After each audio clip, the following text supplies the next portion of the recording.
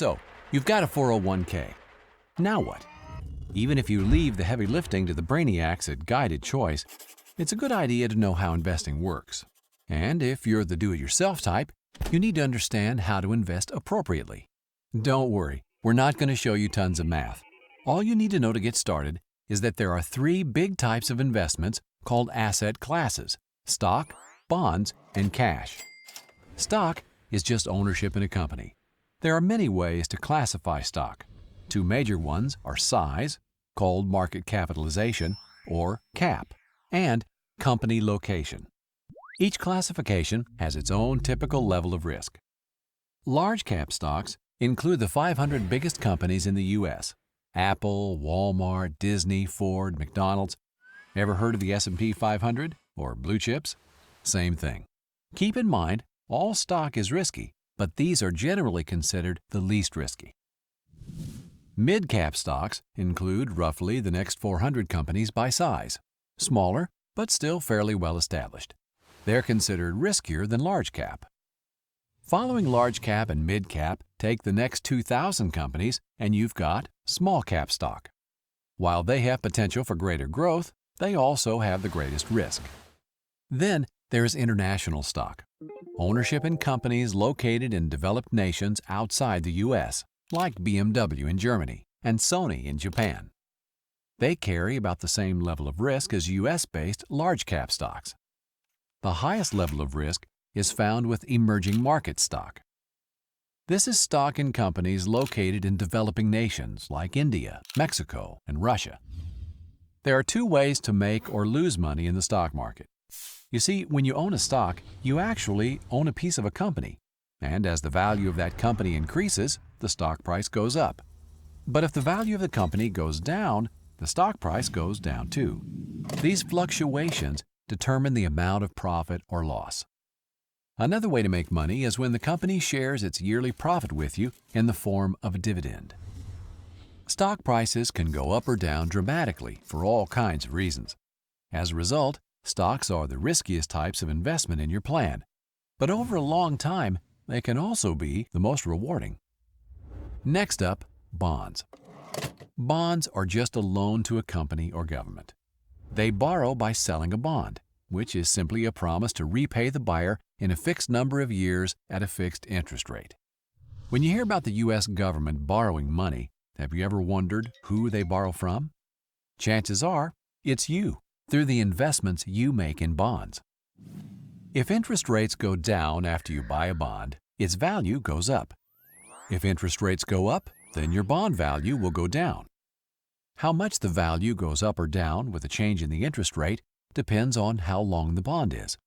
The longer the bond, the more risk, as the more the value will go up or down with interest rate changes. However, in general, bonds are less risky than stocks. Cash is, well, cash. In a 401k, it's usually available as a money market or stable value fund. Unlike other assets, there's little risk that your money will lose value. But that doesn't mean there's no risk at all. If you hold too much cash, you are at risk that inflation will leave your money worth less compared to everything else. For example, in 1950, a nickel would buy you a Coke. But if you saved that nickel until today, you wouldn't have enough to buy that same Coke. Cash loses value over time. Most people with 401k plans invest in mutual funds. These hold many different individual stocks or bonds chosen by professionals for a given level of risk and potential reward. So, how do you choose the right mix for your specific needs? You may be surprised to hear that according to the majority of corporate pension plans in the world, there really is a single best way. It's called modern portfolio theory. The details are a lot of math, but understanding what's behind all the numbers is remarkably simple. In fact, you've probably already heard of it. Don't put all your eggs in one basket. You balance risk and reward by holding lots of different types of investments. The technical term is diversification, and it's the name of the game in investing. So how do you do it right? Most of us understand that if we take more risk, we expect more return. Let's look at the math. The line shows us that for any given level of risk, we can expect a certain rate of return, More risk, more return. The challenge, as you may be aware, is that markets don't move in a straight line. They go up and down.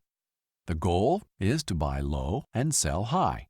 When one investment type is down, you want to buy. At the same time, you want to sell an investment that is high. In the long run, they all tend to move up, just at different rates based on risk. Remember, this is your retirement savings, so to invest well, you need to diversify. The goal of diversification is what modern portfolio theory is all about, getting an optimal rate of return for the risk in the long run. To do that, you want to invest on what is known as the efficient frontier. The details of drawing the curve are just a lot of math. You could spend the spare hours of your days creating the efficient frontier on a very large spreadsheet, or you can let experts do it for you. In fact, the answers are already right where you want them, online, and probably already in your 401k plan. Guided Choice can give you personalized advice recommending a specific mix of stocks, bonds, and cash to reach your retirement income goal. You can even use it to try different strategies and project the results. Whether you take the investment recommendation from our brainiacs or choose to do it yourself, hopefully now you're a little more confident about how retirement investing works. Just remember, if you do it yourself, you need to rebalance your account at least annually to stay on the efficient frontier.